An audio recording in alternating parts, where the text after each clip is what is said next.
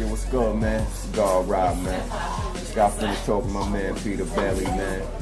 And you know, it's good, you know, to talk other, you know, some good things other than hip hop, man. You know what I mean? Sometimes you get tired of, you know, saying questions over and over. My man, you know, he want to know what's going on. He wants you to know what's going on. And he want to ask the questions that I think everybody want to know the answers to. Right, what up, man? So y'all holler, put your face on the screen, stay focused, and listen to what my man got to say, man. You know what I do. You know who I am, man. Peace. Welcome back to NiteCap. As many of you know, NiteCap is a space where we discuss ideas. It's less about the two people sitting and more about the thought process that they're engaging in.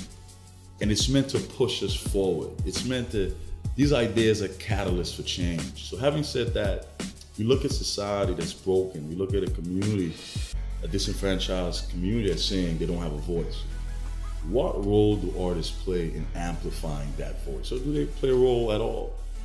I was blessed to be invited by Rakim on the 30th anniversary of his Paid in Full to discuss exactly that. To sit with an architect of the culture, which really began as a speaker box for issues in the inner city. Has that fallen off? Are artists now speaking down to their fans, speaking down to their supporters, or are they empowering them? Let me know what you think about the conversation, and I'll be right back to discuss that. Just real people, real convo.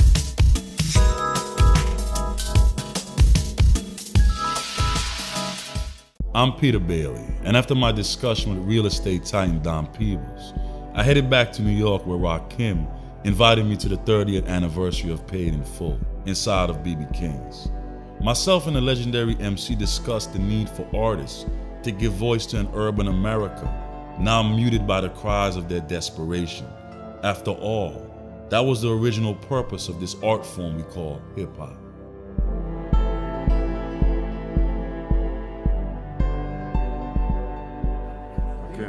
Appreciate you speaking. Yes, sir. Thanks for welcome. I want to talk to you because, you know, art is a vessels that give voice to certain people. Yes, sir.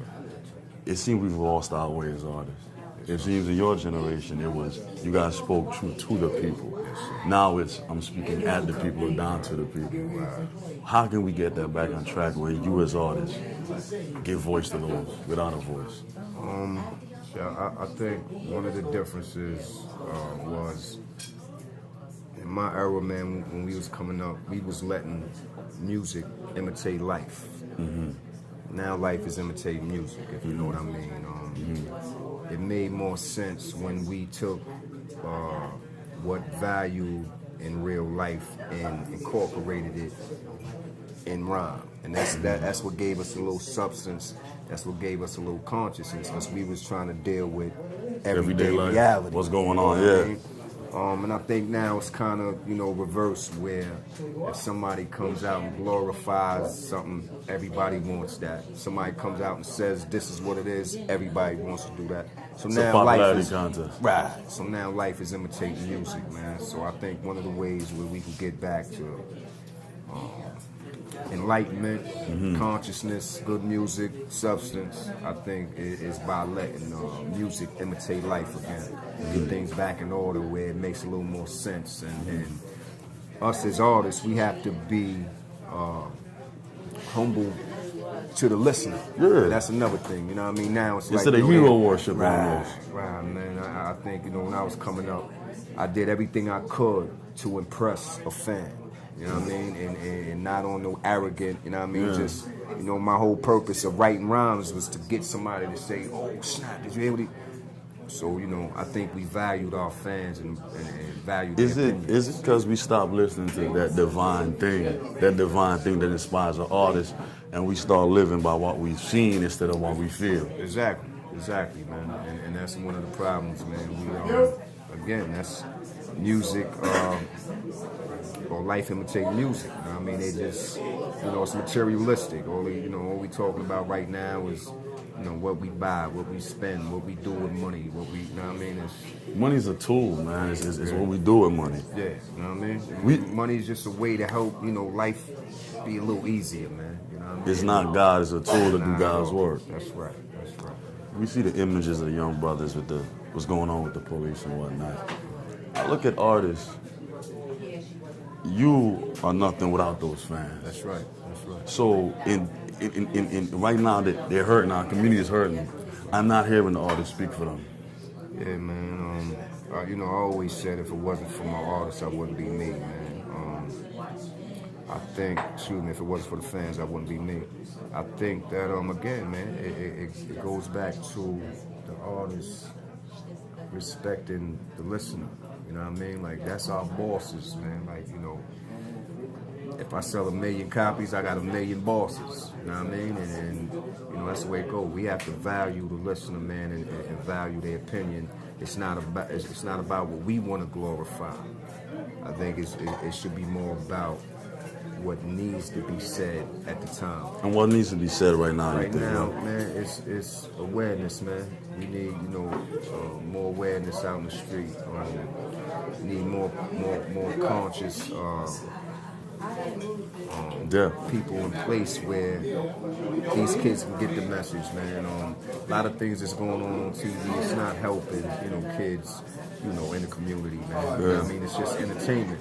I think if we got a little more smart and did some things that was a little more informal and a little more educational and you know, I don't want to say street education, but just authenticity. You know what I mean? You know, because a lot of times, a lot of people that I came up in high school with graduated, you know, top of the class, but when they graduated and got to the streets, they failed in the streets. Because wisdom is a divine thing. You can learn a lot in books, but that's right. not just natural wisdom. Exactly, man. So I think we need to cater to that, knowing that, you know, you can't buy common sense. So I think us as leaders, in the man. streets, that's right, man. And then the powers that we have, man, we should start putting that, you know, information out there and start informing the young kids, man, what's good and what's not. What I find fascinating, right, is that you take this art form that comes from the belly of the inner city. That's right. Your audience majority white. The European cat just flew in from Birmingham to get your shirt. Well done. Why isn't the love for hip-hop artists being that same love is being shown to our people and everyday people, right? You know what I'm saying? They love you, but do they love the entirety of us? Right. You know what I'm saying? Well, you know what I mean? It's I think with entertainment now, man, it put things on a different level where people get to be, I don't want to say heroes, but people get to be a part of your household. You know what I mean? If people are a fan and appreciate what you do, even if you just watch a TV and it's a show that come on every day, this is people that's entering your household. So when people let you in, you gotta, you know, hope that you not wearing out your welcome mat, man. And I think that's the way, you know, people gotta look at it, man. When somebody lets you in, make sure that you're coming in with some love, man. Because you know, things can get deceiving, but I think, you know, shouldn't take it for granted, man. But you know, we need to understand. You know, I think sometimes urban America's a little too cool. You know what I mean? It's either we just got the whole world dancing to our pain. Yeah, you know what I mean. And then, you know, sometimes people, you know, you go across seas or you go to other places, man, they appreciate hip hop a lot. And I think New York do as well. They just got a different way of showing it. A little too cool with it, you know what I mean? But that's what it is. Finally, the images of what's going on with police and black men. What do you feel when you see that? Oh, come on, man. Don't nobody want to see that happening. I mentioned that on the stage, man. You know, we watch, you know, the police brutality, and then we watch the police get ambushed. So nobody want to see none of that. Nobody, you know, at the end of the day, you know, these families that's going through shit, man, and you know, everybody's getting hurt. And a lot of these people is good people, man. You know what I mean? You know, regardless of what color they are, regardless of what suit they had on, you know, I look at it as human beings, man. Whenever somebody get their life taken like that, You know, I'm a compassionate brother, man. You know, I feel for shit like that. Maybe because I'm an artist and I try to stay numb to the world. Not numb, but I try to feel the world so that I can stay in tune. And when things like this happen, it affects me. Jay-Z said that hip-hop has done more for race relations than most anything. Do you agree with that? Yeah, no doubt. Because we're not afraid to speak about it on all levels. And we reach a lot of people, you know what I mean? And what they do, what they recognize through all of this is just like you've seen tonight. Music can bring all ethnic races and all nationalities in one place, and everybody have a good time, and you know what I mean? That's what music can do. So just you know, the same way as it's so informal, it's also you know, welcoming, and it's universal, man. And you know, when you get in a hip hop spot, don't nobody care what color the person standing next to you. But do they care when you leave the hip hop spot? That's the problem. That's the problem. That's the problem, and that's where we got to change. So how do we though? Because they rock you, you rock out there, you dance, and then you leave. We go back to who we are. No doubt. Well, I think what we gotta do is we gotta realize, man, listen, we are who we are, and nobody defines us. You know what I mean? They can't, just because people, you know, like they say, stereotype us, or if they feel like we this way or we that way. The problem is when we start feeling guilty and falling victim to, you know, whatever stereotypes. You know what I mean? So we and become listen, that. Man, when I'm out in the world, man, and I go somewhere and it's a bunch of Caucasian people, or just people from other classes. You know what I mean? And you feel a way about something. And listen, man, I put my swagger on so fucking heavy, man. The world is mine, man. And for anybody that don't feel like that when they out in the world, they're an idiot. You know what I mean? When I'm out in the world, shit is mine, man. And I don't have a problem with nothing until somebody come and try to take it from me. You know what I mean? I can go in the store with 1,000 white people, 1,000 Mexicans. I don't care who it is, but as long as they don't disrespect me, this is mine just as well as it's theirs. I don't fall into the, I wonder how they think about me. I wonder how they, and listen, I walk in with my pants sagging, my fucking boots untied, my hat cocked down. I'll be in a grocery store just like this, man. But you know what happens after a while? Now they know me. How you doing, Mr. Griffin? Yeah, I ain't doing. I ain't, you know, tuck my jewelry in and straighten my hat when I go in there, because now they gonna look at me like, what the fuck is this idiot? Yeah. Confidence is addictive, yes, sir, man. Bro. Yes, Confidence sir, man. is And when we addictive. show that, they may feel like that for instance, but once we show that confidence, they're gonna think different. They're gonna go, well, he's a little different. He has a different swagger about him. His confidence level, right? He must be doing something good. Yeah, I'm doing something with my life. And they could tell, just like we could tell, the knuckleheads from, you know, the people that's trying to do good, man. And we know as wise people, even though no matter how we dress, they want to stereotype us if we got a hood on, but our intelligence, we know how to show that no matter how we dress, no matter where they see us standing, no matter what we crawling at them. When you crawl out that motherfucking hole, you let them know, man, look, man, I'm an intelligent person, man. I ain't no idiot. I'm a taxpayer. I got kids, I got grandkids. I put my pants on just like. When they see you like that, man, they can't do nothing but respect you as a man. But you have to demand that respect as a man first, not just as, you know, if you in the hood with you, I mean, if you in the hood with your, Man, you know, yeah. and you want to be respected as a gangster, you got to kill somebody to get respected as a gangster, am I right? Indeed. So either you're going to be a gangster or you're going to be a respectful person when you're in the hood, because they're going to, you know, see you and stereotype you. That's some of that 5% ideology. Yes, sir. Yes, sir. No doubt. What's the basis of that ideology that we are our own leaders? I mean, that's what it is, man. If you don't, you know, feel like that, you're not in control of your own destiny. You watching the world go by instead of spinning the world yourself, you know what I mean? So you think most people are reactionary to life instead of creating life? I think, you know what I mean? You know, a lot of people, you know, nobody has a manual.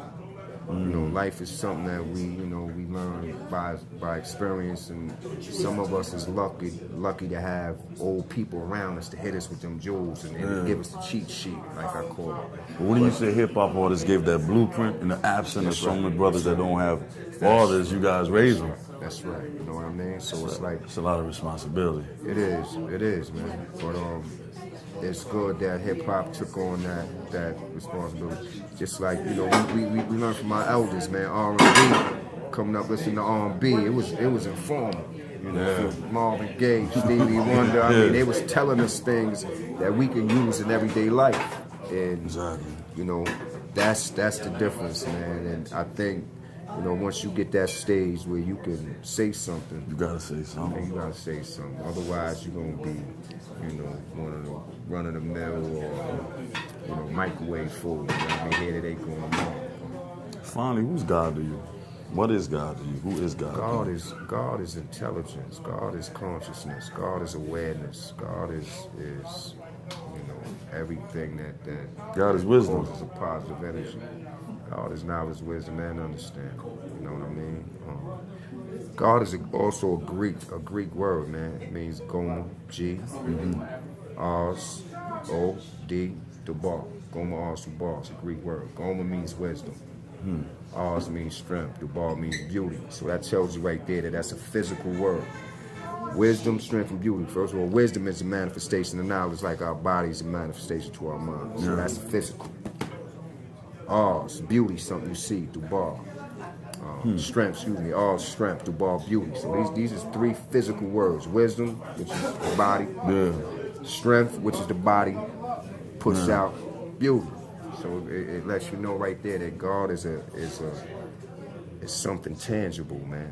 You know what I mean? So, you know, I had stopped believing in God because so many things happen in the world. But you know what made me start believing in God? I saw so much evil in the world. I know there's a devil because of the evil. Indeed, so I know there's no doubt. You know what I mean? I mean, and at the end of the day, man, it's positive and negative. And, you know, it might sound corny, but you can't get energy without a positive and a negative charge. So that evil is necessary. It's necessary, and it exists, just like the positive exists. But is a negative outweighing the world is an imbalance? Nah, right? the negative's gonna exist, but I don't think that hate can supersede love, man. It just you know what I mean? I mean, I put it this way, like after the shit just popped off a couple weeks ago, you know, everybody was at, you know, they you know, they worst point mentally, ready to do something wrong. But in the same token, when they see things happening and people getting hurt and killed, this is how you know love supersedes hate, because black people cared about the white people that got killed. You see what I'm saying? Yeah. So no matter how much hate goes on, that was a little bit of hate, but I think it brought about more love. People coming together and people starting to care and people starting to, you know, put, you know, things in perspective as far as, is this good, is this bad, is it justice? You know what I mean? Yeah. So I think it's wow. It's right there. I appreciate you. All right, thank you, man. Thanks for the love, you know what I mean? Cool. I hope you guys enjoyed that conversation. And like with all my guests, I really respect Rakim's honesty. So if life is not imitating art, what is the reflection? What are we painting on this canvas? Are we painting a society incapable of love, belief, ideals, a generation of lean sippers and just empty vessels? In a time when our community needs food, needs hope and a belief in something more than ever, what are artists really saying? Until next time, give that thought and love and live.